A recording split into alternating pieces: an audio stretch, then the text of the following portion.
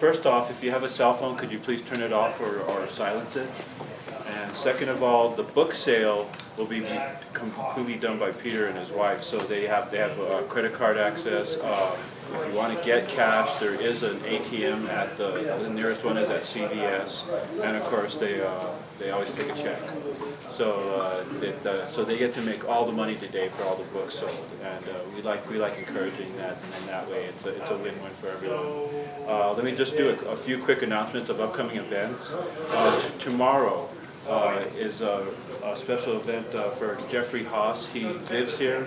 He has a book called The Assassination of Fred Hampton, and it's the 10th anniversary of the release of the book and the 50th anniversary of the assassination of Fred Hampton. He was a Black Panther organizer in Chicago, and he was assassinated by the police department of Chicago. And Jeffrey was his lawyer, so he was an eyewitness to all this going on. So I'm halfway through the book right now. It's phenomenal. It's shocking, and if that concerns you, be here tomorrow at 2 o'clock. Sunday, February the 2nd, Jamie Chevalier will be reading from and doing a PowerPoint for her book, Fringe.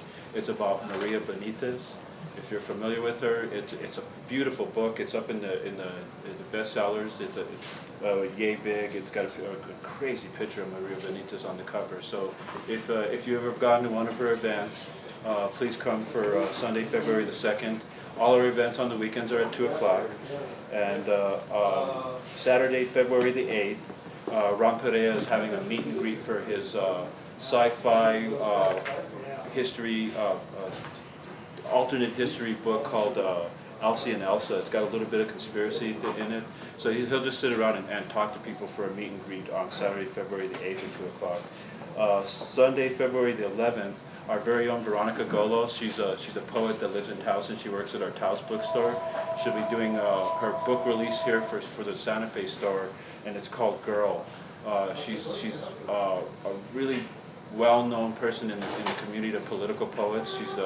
She's an advocate for the Middle Eastern people, especially Palestinians. So on Sunday, February the 16th, I've got that. I can't read my own handwriting. Veronica Golos will be reading from her new collection, Girl. And then Saturday, we have back-to-back events with Arcadia Publishing. They've put out a lot of New Mexico history books, and they sell really well for us. Anna Pacheco will be reading from New Mexico Death Rituals on Saturday, February 22nd. And then on Sunday, February 29th, Ray John de Oregon. He's from Las Vegas, and he has like about 6 or 7 history books. And this one is called New Mexico Stolen Lands.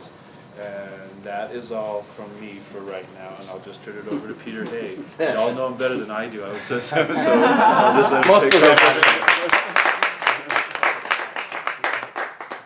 So thank you so much, Phil, and thanks to Op Cit for having me here in this event as a first-time author.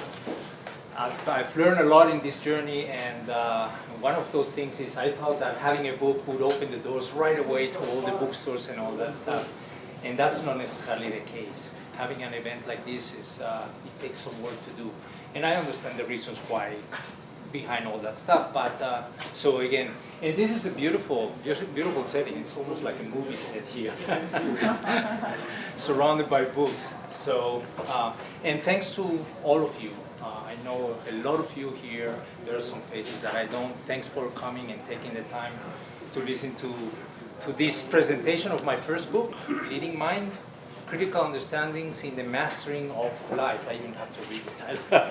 All right.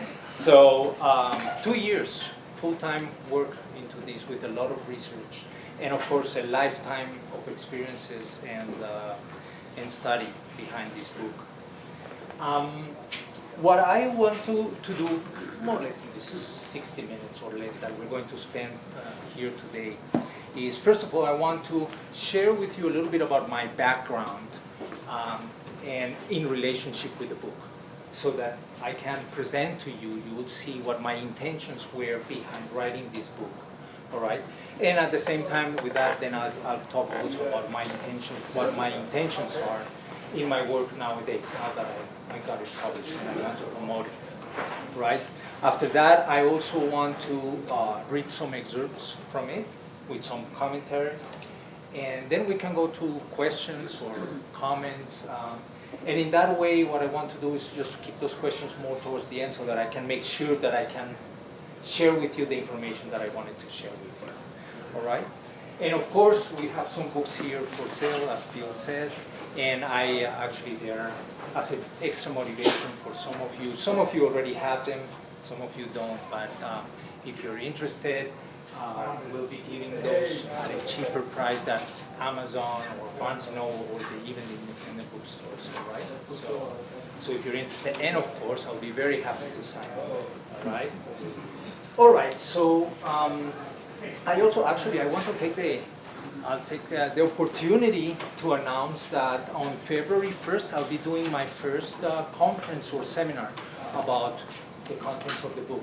And I'll be doing that in Studio Nia here in Santa Fe. That's San Martin Pacheco, somewhere there. And it's 1:30 to 4:30. It'll be 3 hours in the afternoon. And I'll start talking about the book, which is, and it's a beautiful setting also to do it there. So I invite you to go there. All right, so I think with that, let me tell you a little bit about my background, so that you understand where this book came from. I was born in Colombia, in South America, from European parents, but not right, because Europe, you have countries that are sort of Latin culture, like Italy, Spain. No, my parents were German, my mom is German, my father was Hungarian, which is a very closely related culturally to German, all right? So what I'm trying to tell you, and as you may already sense, is that already from the beginning, I was growing up in an environment with a lot of contrast, right? One thing was what was happening at home with the Germanic culture, all this discipline, organization, emotions take a huge, far backseat, right? Emotions, they disappear. While, you know, outside of home, here I am in a vibrant country, very colorful.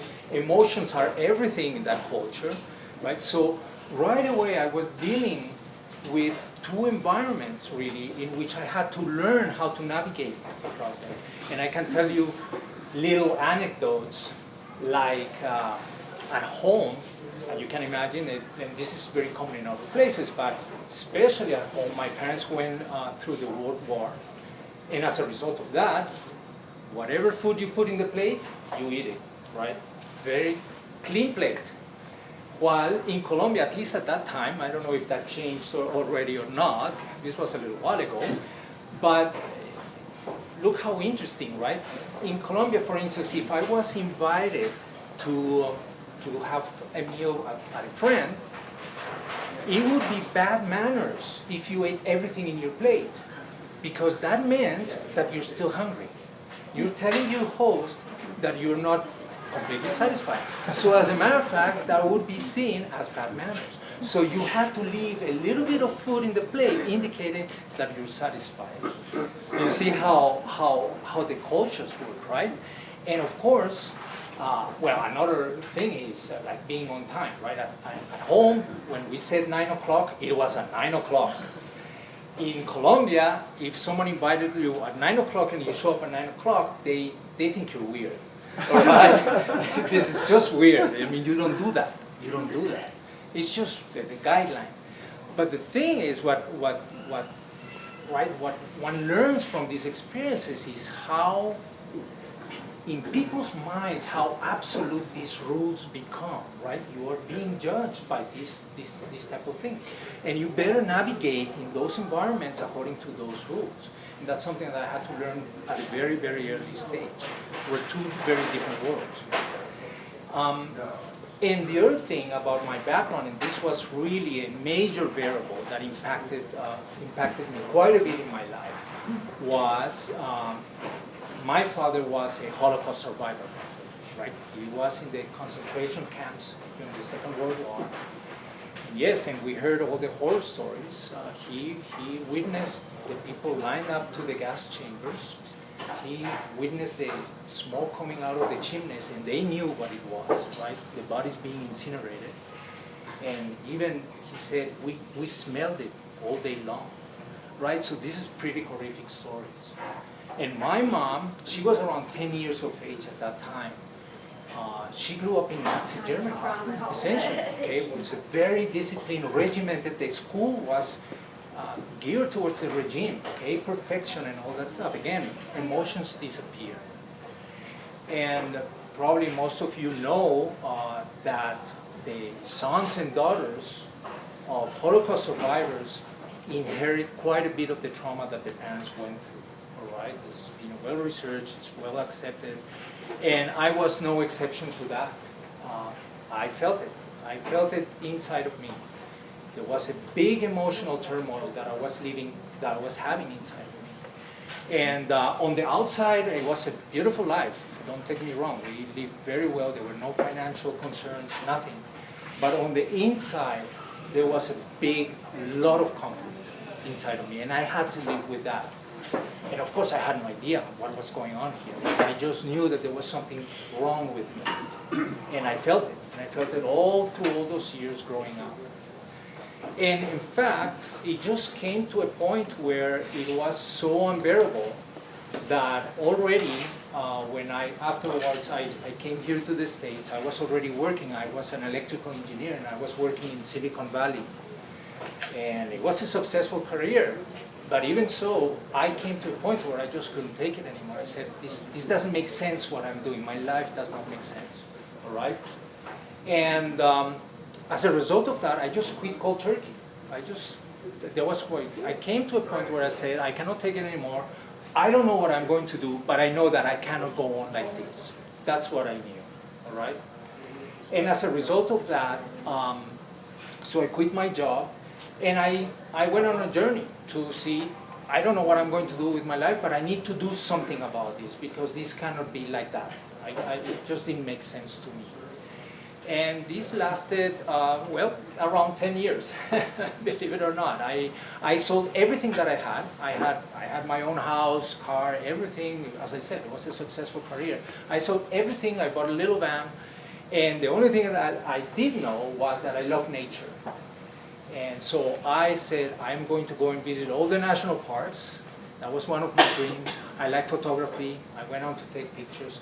But of course, not just that. I went also to find out what was going inside of me. So it was a big journey, a lot of studies, reading, devouring books continuously. I went to a lot of teachers, a lot of workshops, gurus, whatever, you name it, right? And out of that is a whole story in its own. But out of that, I ended up coming here to Santa Fe. And there was, at that time, there was an academy, a hypnotherapy academy. I don't know if you may know about it. They already moved. They moved to Albuquerque. They're not here anymore. And so this was 10 years ago. And I decided to go in there and get my certification as part of finding out what's going on inside of me, understand myself and all that. And yes, indeed, I got my certification. I became a hypnotherapist. I was an electrical engineer before, so there was quite a change as a career move. I became a hypnotherapist. I got my certification. And eventually, I did open my own practice. And what happened is, so I started doing sessions, one-on-one sessions. The practice went very well. And of course, I continued with my studies. But as a result, also working with people, I realized that, and putting it all together, right, with all my studies and everything, is that yes, the sons and daughters of Holocaust survivors are a special case in the sense that it's a very strong, there is a very strong correlation, right?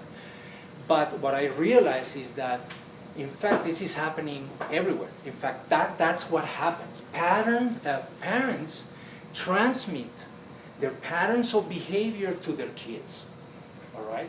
And we do have an idea about that, but it's actually much stronger than we think it is. and also in very subtle ways. And that's when I realized, my goodness, that information is there, but people really don't know about it, right? And that's when I decided to write the book. That's the whole story behind this, right? It was a big search that came from a personal search, and then also working with people, and I realized, my goodness, there is a huge vacuum here, even though there is a lot of things here and there, but what I think is, I don't want to say that this is the last word on this, of course not, but I put a whole picture of how our mind works, what are the mechanisms that it uses to determine our behavior, all right? And for instance, one of the things that I can tell you, and that's part of the premise in this book, we think we are rational beings, all right? And I am very, very lovingly, I'm here to tell you that we are emotional beings.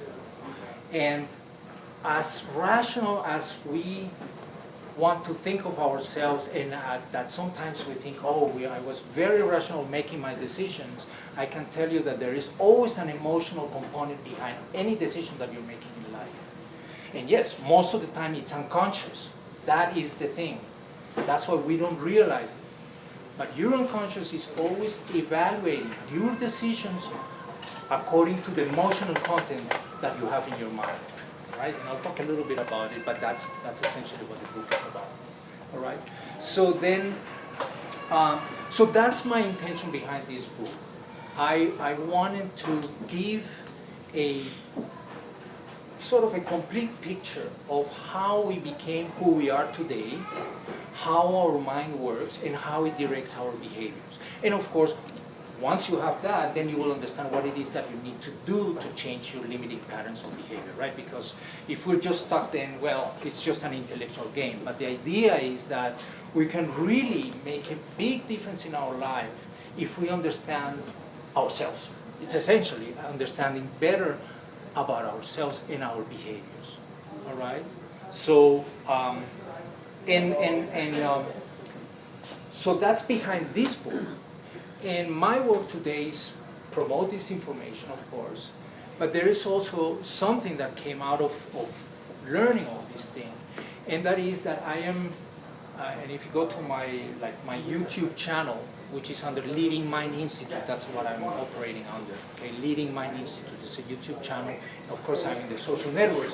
But what you would see there also is that what the consequence from learning all this stuff is that I realize how, and very respectfully, right? I'm just saying as a fact from what I've learned here, how flawed our educational system is.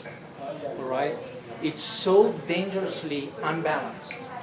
The only thing he does essentially is give us data, right?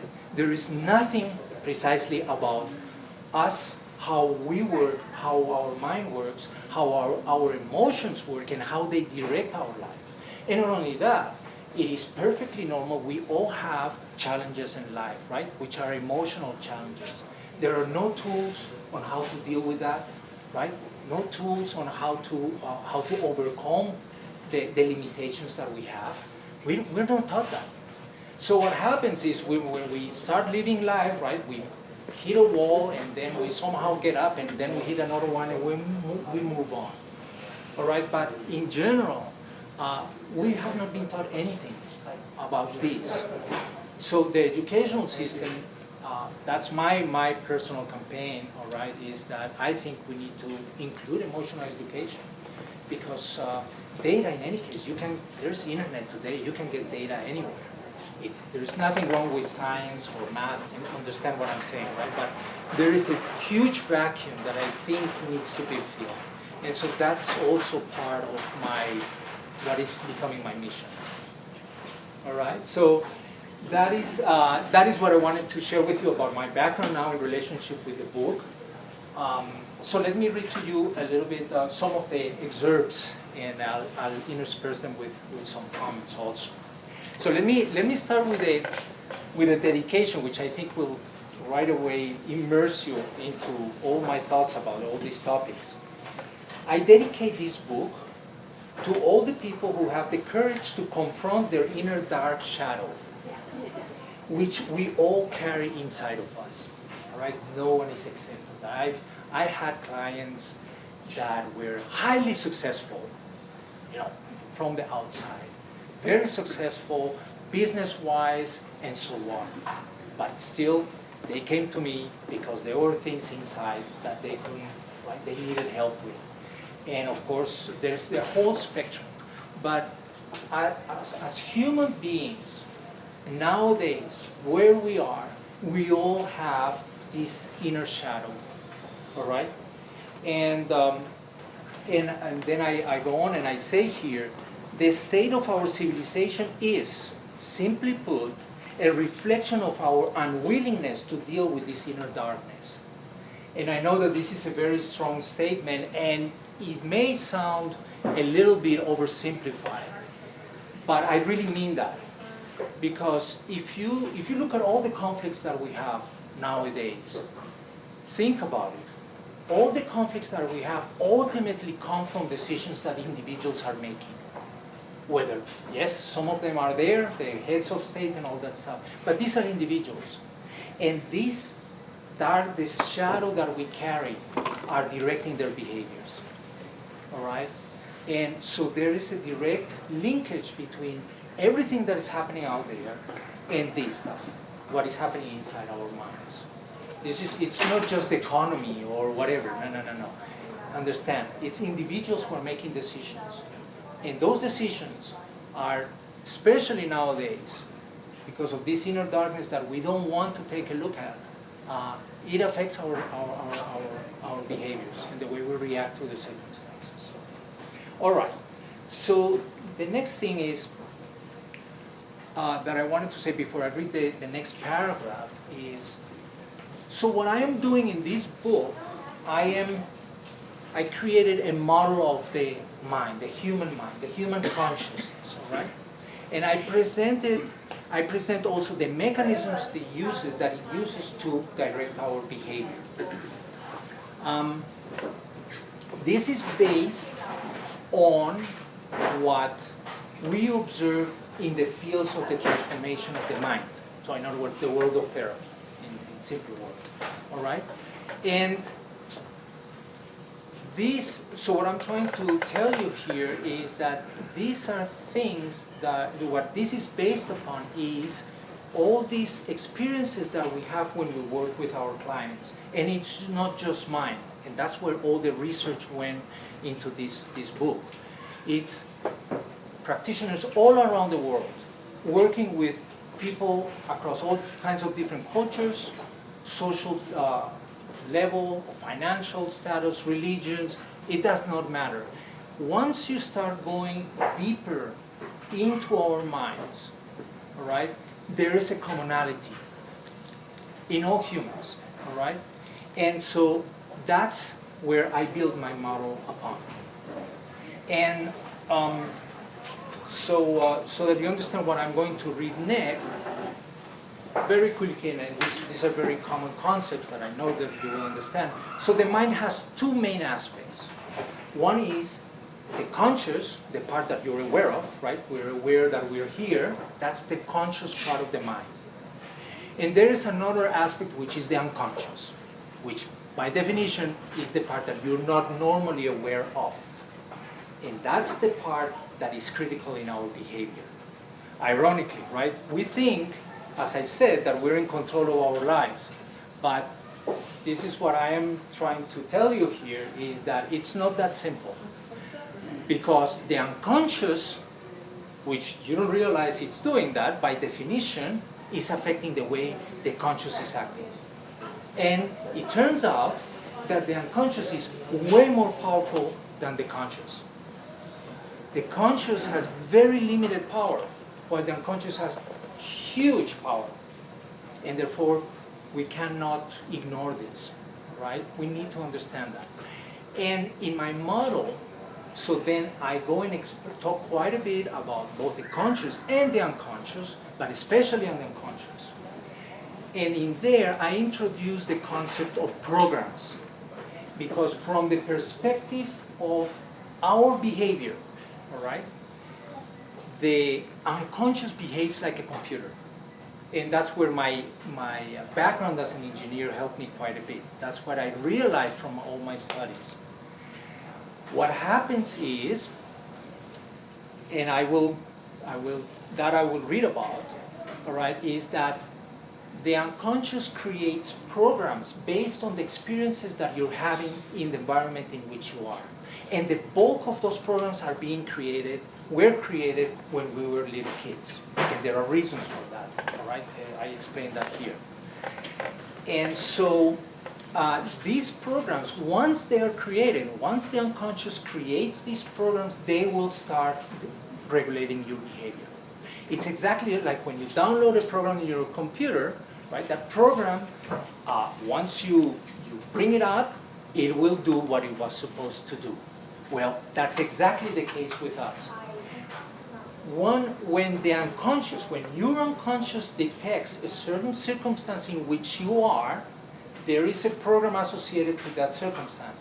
The unconscious will trigger the program, and you will start reacting according to that circumstance, according to what you know, to what your unconscious learned, especially during the first years of your life. So here's the part where I introduce the concept of programs. And it goes under this subtitle, the unconscious stores all the programs that dictate our behaviors. A program is the basic structure in the mind that the unconscious uses to determine behavior. There are millions and millions of them. You, the conscious, may be aware of some of them. Still, they act from the unconscious. I will show you now the structure of these programs and how specifically they operate. Right? So then, this is what I go on into the next section, and I go into all the detail where I show the structure of these programs, and it's not technical. You will be able to understand it if you read it. It's in plain English. But how these programs, what's the structure of these programs, and how they operate once you get into a certain given circumstance and triggers that specific program. And after I do that, then I give some examples. And so I'll read some of the examples which I even without having to explain all the details of the model, I'm sure you will get the idea. So let me read a couple examples. And the examples are about a girl with her parents, so a classic family nowadays, and of course she could have siblings, but I'm going to concentrate on this little girl. So here's this case. A girl loved by her parents. Our family has a girl under 10 years of age. Both parents show their love and affection to her. As a result of that experience, she will have a program in her unconscious that associates parents with the concept of love. This, of course, is a program with a positive emotion that will make her feel loved, appreciated, and valued. This program will add to her self-esteem. Understand that this is not something that she's deciding, right? This is a mechanism of the mind that acts automatically. From her perception with this experience, with the interaction with her parents, she gets these impressions and her unconscious starts creating these programs. And one of the programs, as a result, because the parents show the affection, show her that she's valued, that's what she's going to start seeing about herself. I am loved, I'm important, I'm valued. That adds to her self-esteem. So that's the case of a positive emotion. But let's continue with another aspect very common nowadays, with a hard-working dad. On the other hand, her dad works very hard. It's not uncommon that he arrives late at night from his job. Happens all the time nowadays, right? And after a long day at work, she can see very clearly that he's tired. As the result of this experience with her dad, her unconscious will create a program like, and this will depend now on every little girl or individual, but this is a perfectly valid case, a program like, life is hard work. Or, in order to succeed, you have to work hard, for example, right? This program is associated with a negative emotion. She sees how tired he arrives at home. Plus, her dad says things like, I can't wait for the weekend so that he can relax a little bit. That reinforces the program even more. She will grow seeing life as such. You have to work hard, life is not easy, and money is tough to get. This is an example, right? Depends on the particular impressions that she got from that experience. But this is a perfectly valid case. From these experiences, all kinds of different programs arise. So this becomes like a domino effect, right? Now she has this lens through which she is seeing life as she grows up, and that in turn starts creating other programs. That's the repercussions of all these things. All right, and she will see life through these lenses. Because this program is associated with a negative emotion, it will limit her. Now, programs associated with negative emotions create limitations in your life. Because depending on what the program is, you'll be afraid to do this, or to do that, or right, if you have the belief that it's difficult to get a job, but you hate your job, you stay put in your job. Those are programs with negative emotions. And they are in your unconscious, and you're making decisions based on those programs. Let me give you why I go through different scenarios, and I'll give you one more in this case. She brings the grades from school. Here is one more case that will complete this illustration and give you a good idea about how your personality forms. Look, this is what I am trying to convey to you. These programs will be the base on which your personality forms and makes you be who you are today. Right? It's all this sum of these programs. There are some other variables, I also talk about them, but this is a major component of your personality. So, the girl brings home her grades from school. It turns out that she did very well in all subjects except drawing, for example, which was not as good as the others. It was not necessarily a bad grade, but it was not as good as the others. The parents react by saying, "What happened with drawing? Are you having problems with it? How come the grade was not as good as the others? Should we get you a tutor? Are you getting the reading here on these questions?" Right? And of course, it just depends on the energy and the attitude of the parents behind that. That's what the kid is going to perceive. And that's what's going to create emotions. But you understand what I'm trying to say with this example, right? So in other words, let's read. What impression will she get from all these questions? Most likely it's, there is a problem here. This should not have happened. Otherwise, they would not keep asking so much about drawing. The impression within her easily translates as, "I am not good at drawing," or "I have a problem with drawing." Remember, this is little kids. And I don't want to get into a lot of details, but the faculty of reasoning has not developed. So therefore, the impression goes right as she just perceives it. And it creates, the unconscious then automatically creates a program out of that experience. So the impression within easily translated as, "I am not good at drawing." This is now how she sees herself. It could be very well that she's not that interested in drawing. Her dreams are about becoming an Olympic athlete. Drawing is not her preference, and so it is natural that she did not perform that well in that subject. The issue with this little girl is that she created a negative self-image out of this experience because the parents created this expectation that she must perform equally well in all areas. You see what's happening here, right? It is very different to say, "I am not interested in drawing." That is a statement of preference. That is what differentiates all of us, what gives richness to the human life. And indeed, because she would not be very interested in drawing, she would not be performing that well doing it. That is fine. There is nothing wrong with that. Right? Yet another thing is to say, "I am not good at drawing." This implies I have a deficiency and there is something wrong with me. And you may think, "Oh, you're exaggerating, Peter," but understand that, right? When you say, "I am not good at something," that's in any case something that doesn't make you feel good. You understand what I'm saying, right? So why are you verbalizing like that? That's that negative emotion that I'm telling you that is in the unconscious, and that's the way you verbalize it out, right? So it's different to say, oh, I'm not interested in drawing. That's okay. There is no emotional charge there. But I'm not good at drawing. There is an emotional charge there. And now that will direct your behavior because it's part of your self-image. And that's the part that we need to understand. Okay. So the same event can be seen from very different perspectives. The difference in perspective will make the difference between high self-esteem and low self-esteem. And this becomes identity. I am not good at drawing has a negative emotion associated with it. I am not interested in drawing does not.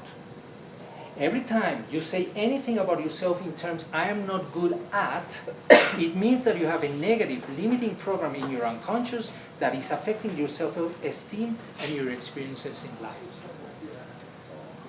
Right? Understand that. We need to become aware of what's going on behind that. So there you get an idea of programs in our unconscious and how they were built from the beginning of our lives, how they shape our personality, and then how they start directing our behavior. And once more, I go into great detail on how the mechanisms, I explain the mechanism and how they operate in the book.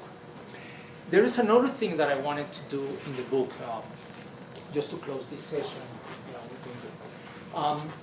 And that is, I wanted to connect the state of our world, all the conflicts that we see with this. Because people think, oh, one thing is what's happening in our minds, but as I said earlier, right, that the problem with the terrorists and all that stuff, oh, that's the economy, that's the corrupt politicians, whatever it is. Or those are crazy people, right? And one of the things that I wanted to do here also is connect these things because they're directly related one with another. So in the book, I talk about the mind and its mechanism, but I also talk about things like terrorism, drug addiction. I even talk like our justice system, for instance.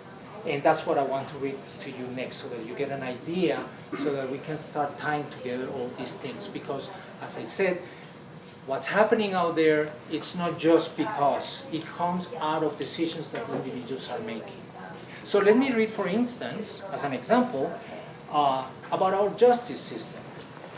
And here is how I go about it, right away from the beginning in the title. An outdated justice system. With the results that are right in front of all of us, what an irony that we have created a society full of destructive environments in which individuals are born and which then punishes them if they don't behave properly. Right? Because remember, individuals are being formed by the environment in which they are. This is a huge variable in our personality. So, most of the individuals in our planet, unfortunately, are born in very unnurturing environments where there's a lot of violence, there is a lot of abuse, emotional, physical, etc. So, and now that all creates programs in their minds. And those programs are going to start directing their behavior. That's what we need to understand. So, and how does it do that? How does the society punishes them if they don't behave properly? How does it do that? By incarceration. In many societies, we even condemn them to death. Essentially, it's the same method that we have been using for thousands of years. So you realize that even nowadays, we still keep operating under that mode, which shows us how little precisely we know about our emotional life, about our behaviors and how we really operate.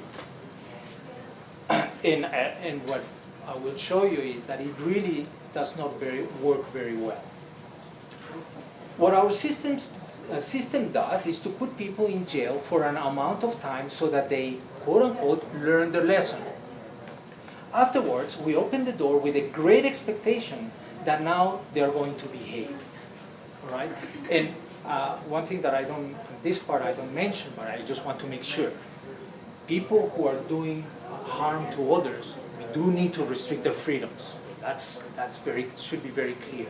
But to think that that's the solution and just doing that, that's where our ignorance is. And that's what I'm trying to get at here. Of course, we need to restrict their freedoms. So, but that's not just doing that is not the solution. So afterwards, we open the door with a great expectation that now they're going to behave. I hope you now realize the absurdity of this way of thinking and operating. It's ignorant in all respects of how the human mind works and to the human condition. The individual saw no other way of doing things because that is what he learned from the environment in which he grew up. We need to understand that. These programs are very, very powerful, and they direct our behavior.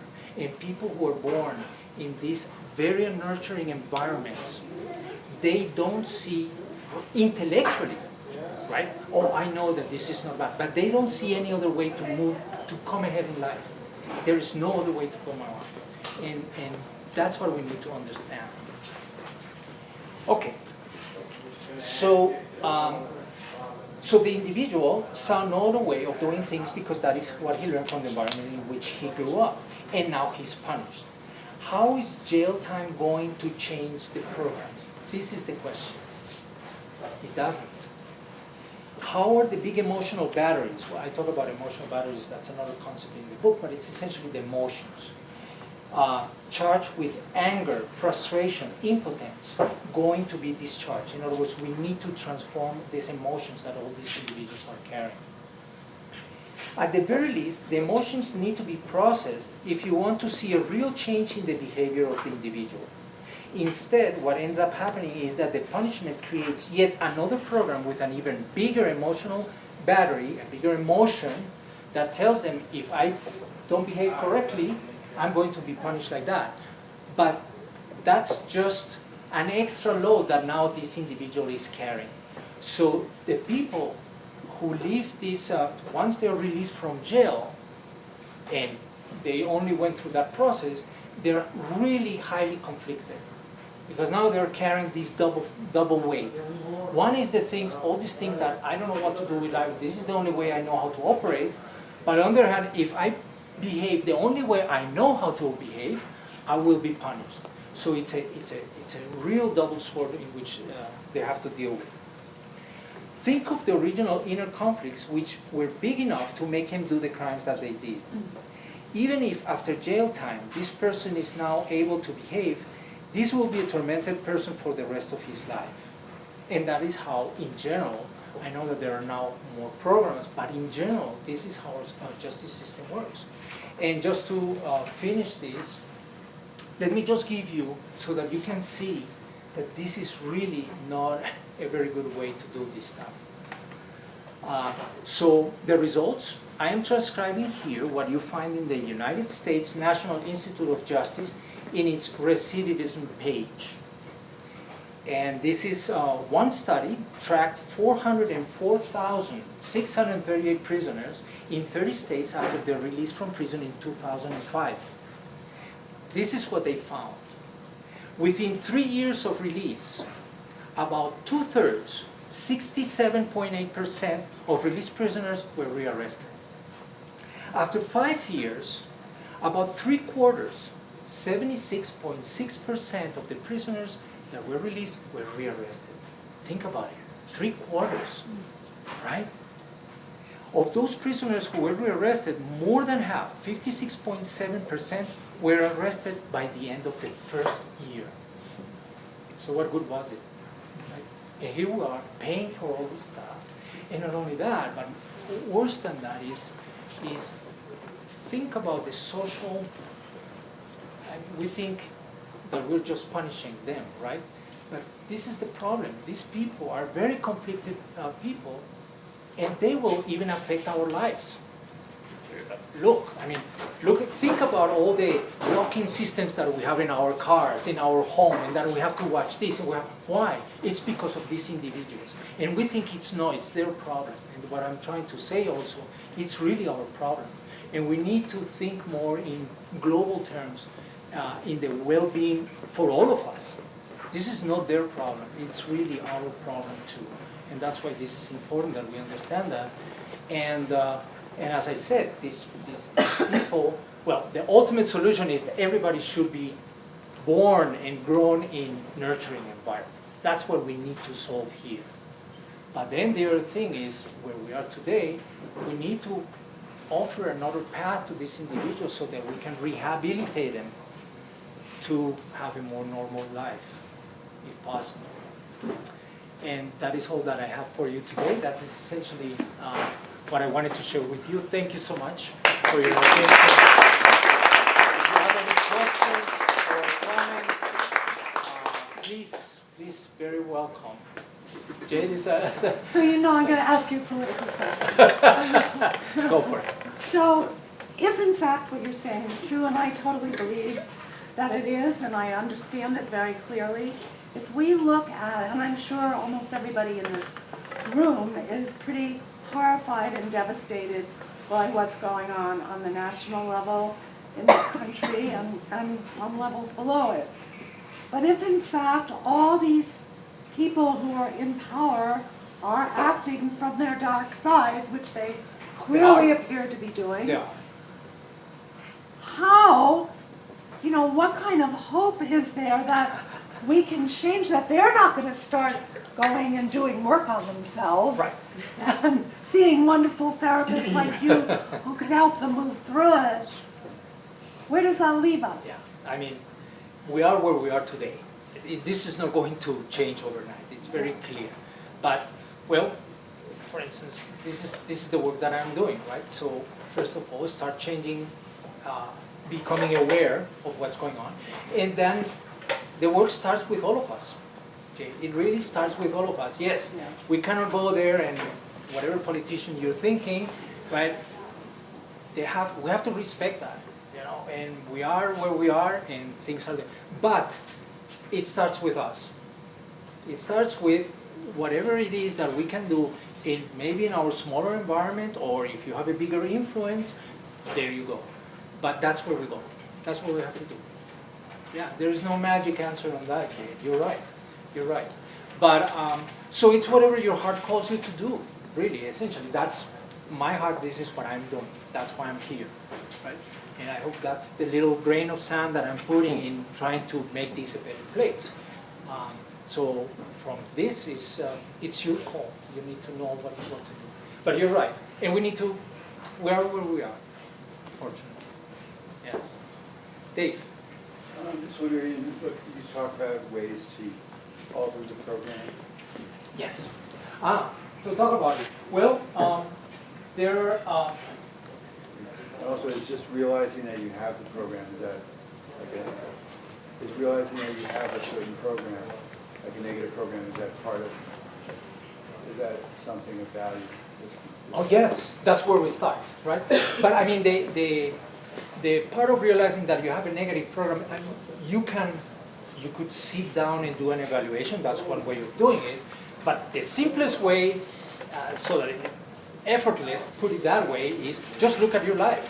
What is there in your life that you don't like, that you would like to change, that you would like to feel better, but you don't seem to be getting there? So right there you can start, right? It's a very, very simple exercise where you can see how come I cannot accomplish this that I want to accomplish, or be, or do, or whatever it is.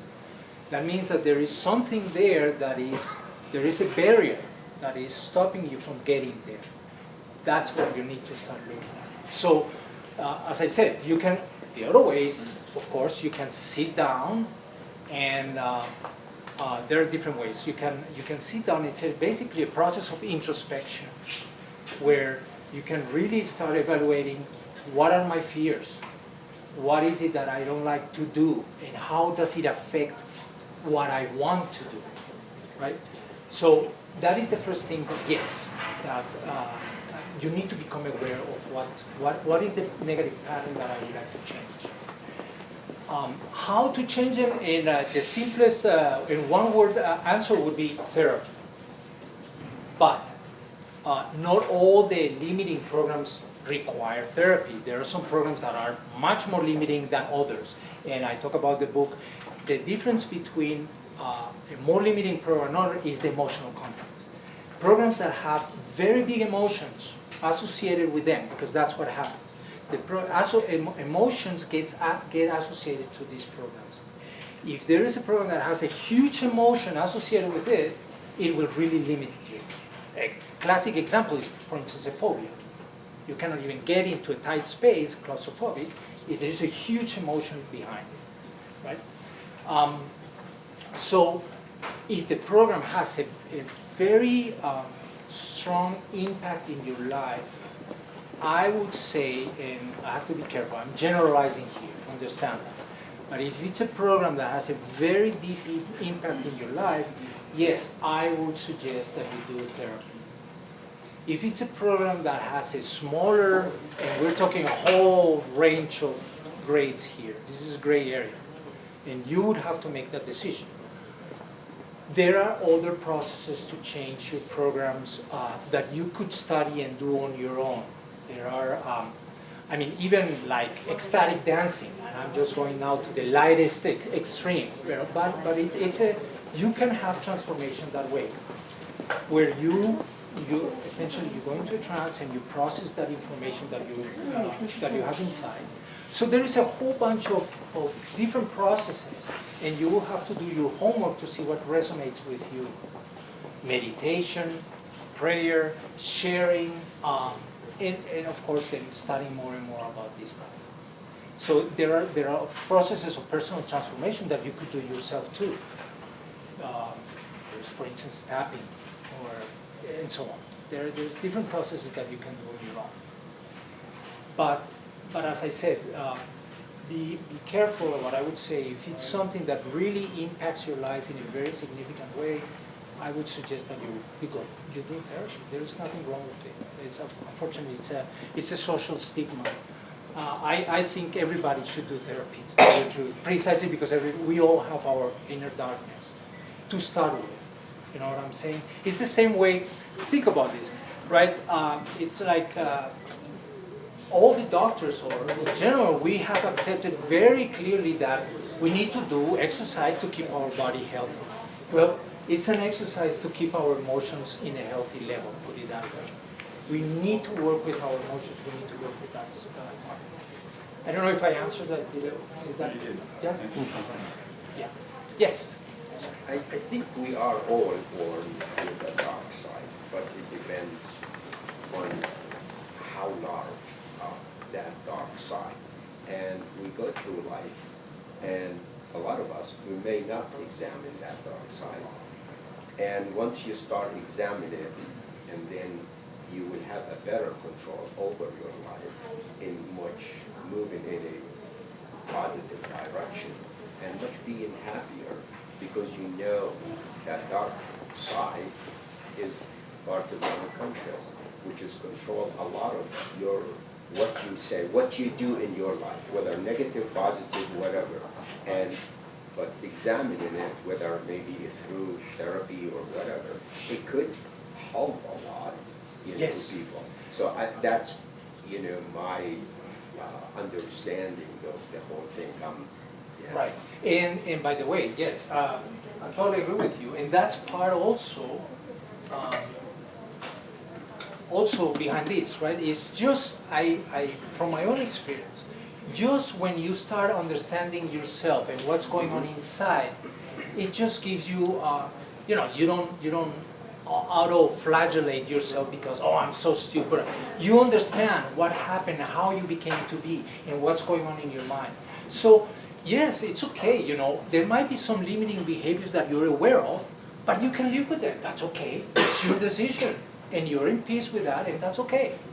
It doesn't mean that we have to now, there's not such a thing as being perfect. But at least now you understand what's going on, and you make a very conscious decision. I feel comfortable with the way I am, let's say, or with this aspect in my life. And it's exactly what you're saying.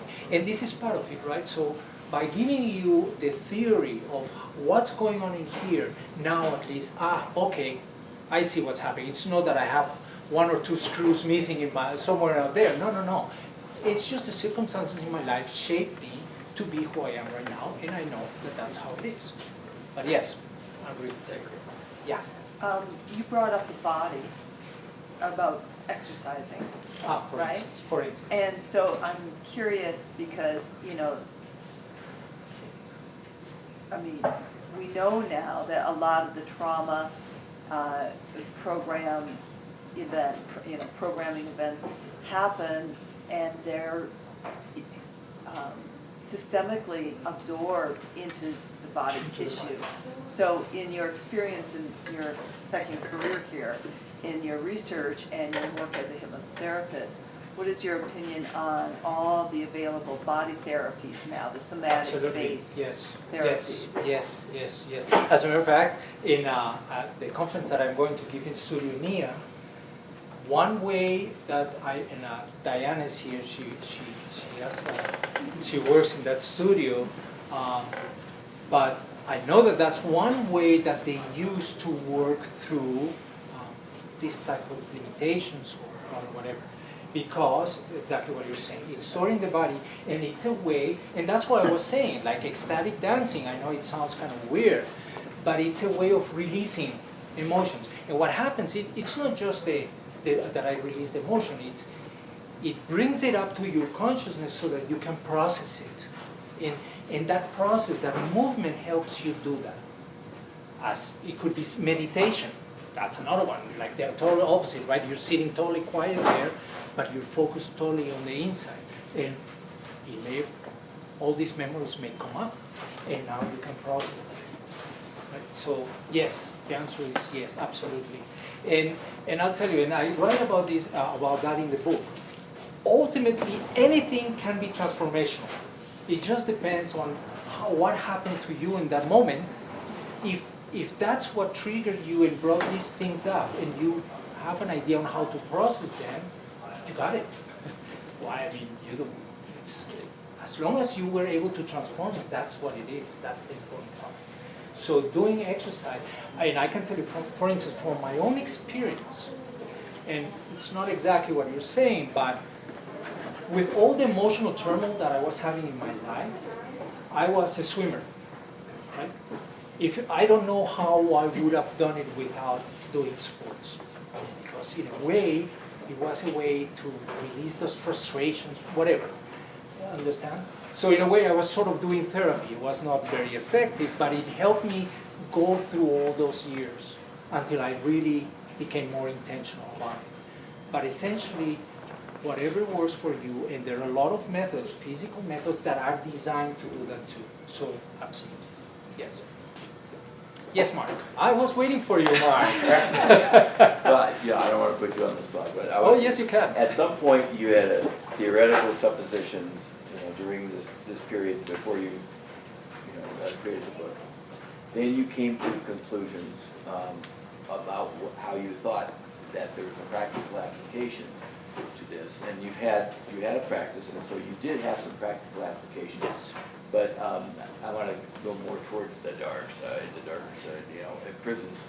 Have you had the time, or are you currently planning on taking some of your techniques to fertile grounds like prisons, like mental institutions, like special ed education? Do you think that any of, having worked in the prison as a psych, do you think you have any, I mean, it would be great if you could bring something to some people who have personality disorders or things that possibly don't have an emotional component, like schizophrenia, where it could be just biochemical.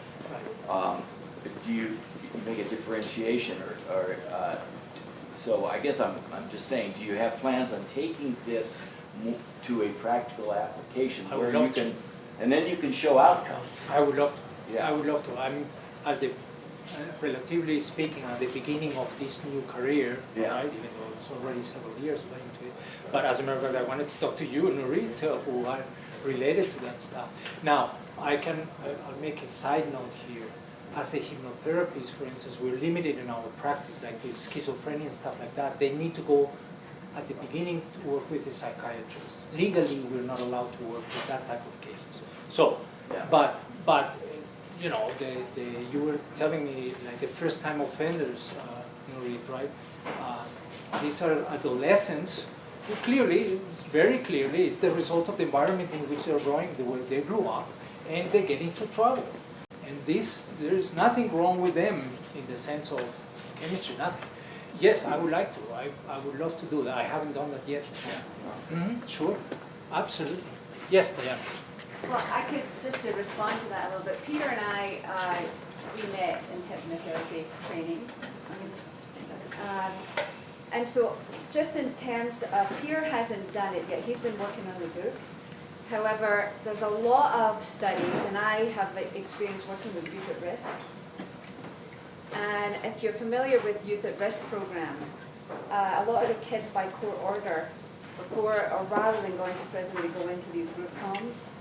And these programs show up, for example, like in the boys' group homes, their home life is a day-to-day experience of, they could be dead within this 24-hour period.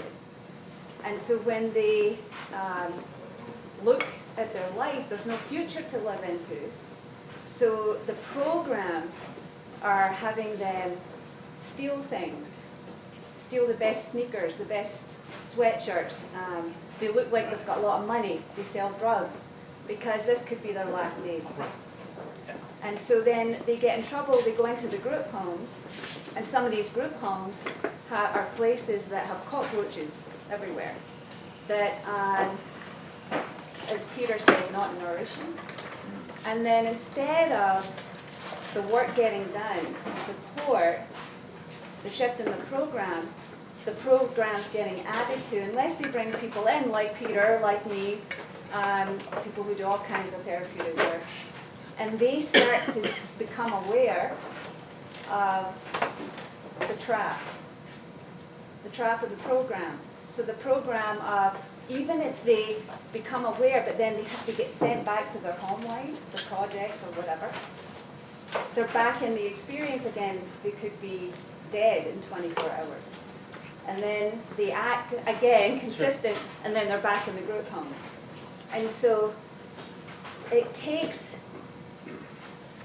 there have been amazing results when group homes and therapists of all kinds, plus governmental programs, can actually not only do the work to have them become aware, but it can actually create new environments so that they break the structure of the repetitive environment that created the program in the first place.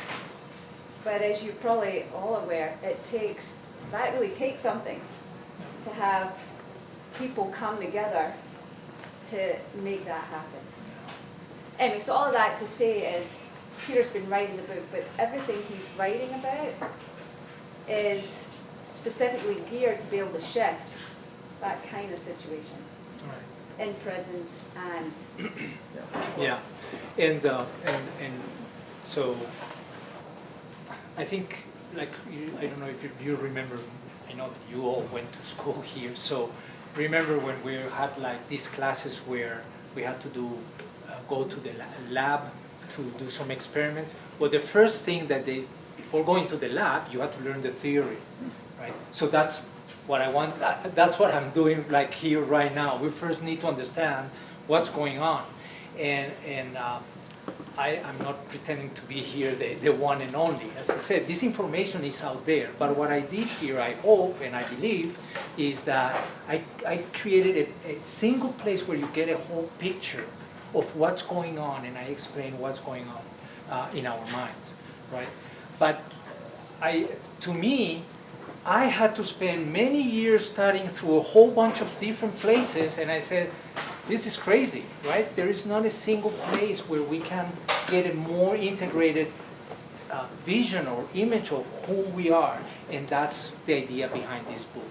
And so, yes, so I want to start with the theory, first give this, at least the theoretical background, so that you understand intellectually what's going on, and then comes now the transformational work and all that, which is yeah, that's a very, very, very long-term stuff.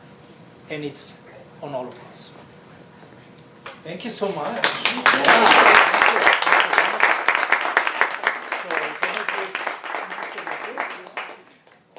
Thanks for coming, by the way. I really appreciate it. Yes.